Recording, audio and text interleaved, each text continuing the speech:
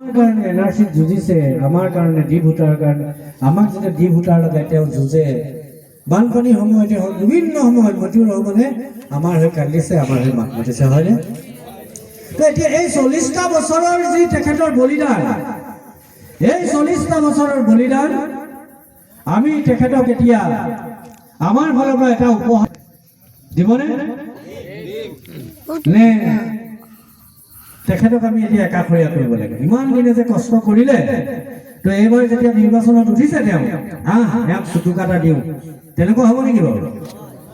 কি কৰিব লাগিব? আমি এইবাৰ আমাৰ বহুমূলীয়া ভোটটো আমি মতিউৰ ৰহমান চাহাবক দিব লাগিব, কিয়নো নিস্বাৰ্থভাৱে যিজন ব্যক্তিয়ে বিগত 40টা বছৰে কাম কৰি আহিলে, এজন এমএলএ সেইখিনি কাম নকৰে যিজন কাম তেখেতে ভিতৰি ভিতৰি আমাৰ কাৰণে কৰিলে, আৰু সেইজন ব্যক্তি যদি এজন এমএলএ হয়, আমাৰ কিবা অভাৱ অভিযোগ থাকিবনে? নাথাকে। সেইবাবেই মই ওলাই আহিছো,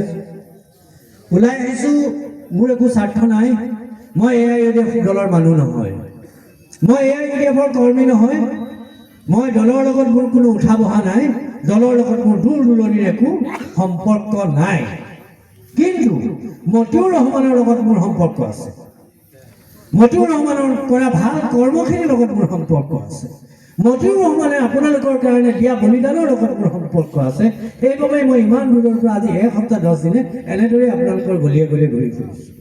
মই গম পাইছোঁ, মই জানিছোঁ, মই বুজি উঠিছোঁ যে আমাৰ মানুহবিলাকৰ কি সমস্যা, আমাৰ মানুহবিলাকৰ সমস্যাটো কি মই জানিছোঁ, ঘূৰি আছোঁ। আজি 6 মাহ 8 মাহে গম পাই আছোঁ যে আমাৰ মানুহবিলাকৰ সমস্যাটো ক'ত। আমাৰ মানুহবিলাকৰ সমস্যাটো হৈছে এজন যোগ্য প্ৰাৰ্থী নাই। আমাৰ সদনখনত, আমাৰ বিধানসভাত আমাৰ এজন যোগ্য প্ৰাৰ্থী নাই। প্ৰাৰ্থী নোহোৱাৰ কাৰণে আমাৰ মানুহবিলাকে যে ইমান লাঞ্ছিত বঞ্চিত অপদস্থ হৈ আছে। আজি প্ৰাৰ্থী যদি থাকিলহেঁতেন, আজি সদন